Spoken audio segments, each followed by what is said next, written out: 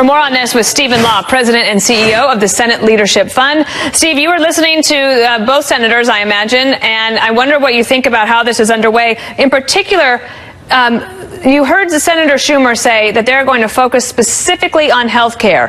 He said it several times. He paused. He looked at it. And I think that probably means they got some focus group research since the announcement that Anthony Kennedy was resigning, and that they're going to focus on health care, not necessarily just Roe v. Wade.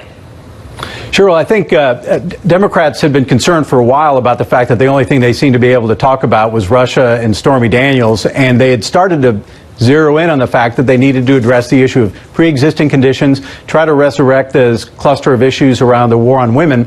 And I think what this Supreme Court nomination gives them the opportunity to do is to really use it to talk about the things they'd already decided they wanted to focus on. They'd articulated it before the announcement of the retirement, before the announcement of the nominee, and I think they're just going to continue in that mode, really regardless of what Judge Kavanaugh's views are on those subjects. This morning, the other day, it feels like a lifetime ago, the news cycle moves so fast. It was this morning in the Wall Street Journal. They were talking about Mitch McConnell. I know you know him well. And any Senate Majority Leader becomes public enemy number one. But this is what the editorial board said today.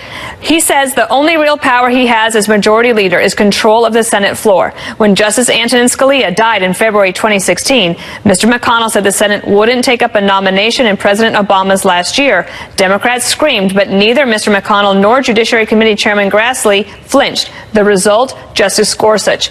And I wonder if you think that it's possible that any Republicans might flinch going into this, or are you hearing that pretty much they're all going to be on board?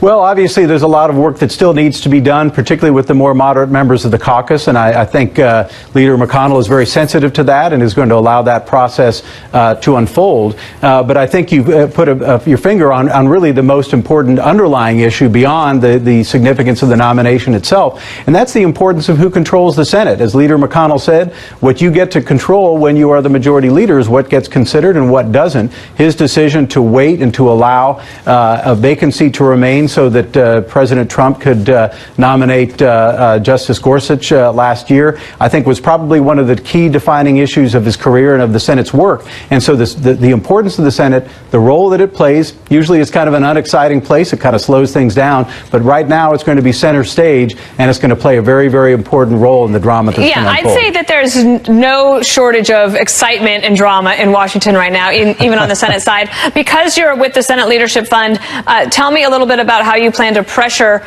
red state Democrats that are running for re-election this year.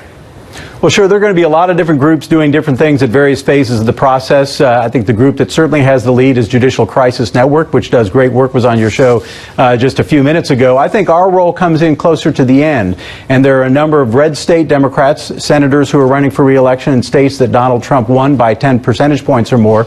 In those states, there was a recent poll that came out that showed that voters in those states want their senator by a 57% or more margin to support the president's nominee. We're going to be putting a lot of pressure on those senators to do what their constituents want them to do and to make the right choice and confirm Judge Kavanaugh. All right, Steve Law, thank you for being here today. We'll check back in with you as this confirmation battle gets underway.